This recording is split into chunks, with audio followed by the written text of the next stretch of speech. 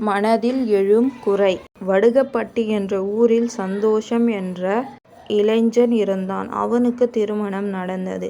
பின் நகரத்தில் வேலையும் கிடைத்தது. தன் மனைவியுடன் நகரத்தில் தங்கி வேலை பார்த்தான். வேலைக்குச் சென்றுவிட்டு வீட்டுக்கு வந்தான். எல்லாரும் நம்மை பார்த்து பொறாமைப்படுகின்றனர். யாரும் என்னுடன் பேசுவது இல்லை என்று குறை சொன்னாள் மனைவி. நீ எப்போதுதான் இங்கே வந்திருக்கிறாய்?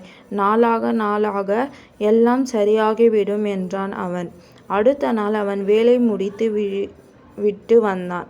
அக்கம் பக்கத்தில் உள்ளவர்கள் எல்லாம் நம்மை பற்றி பேசிக் கொண்டிருந்தனர். நான் வருவதை பார்த்ததும் பேசுவதை நிறுத்திவிட்டனர் என்றாள் அவள். இப்படியே அவள் நாள்தோறும் அக்கம் பக்கத்தில் உள்ளவர்களை பற்றி குறை சொன்னாள். இனி நம்மால் இங்கே குடியிருக்க முடியாது, வேறு இடம் பாருங்கள் என்றாள்.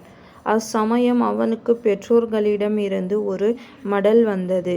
அதில் ஒரு வாரம் நடக்கும் ஊர் திருவிழாவுக்கு குடும்பத்துடன் வரவேண்டும் என்று எழுதியிருந்தது. மனைவியிடம் அந்த மடலை காட்டி, எனக்கு அலுவலகத்தில் நிறைய வேலை இருப்பதால் என்னால் வர முடியாது.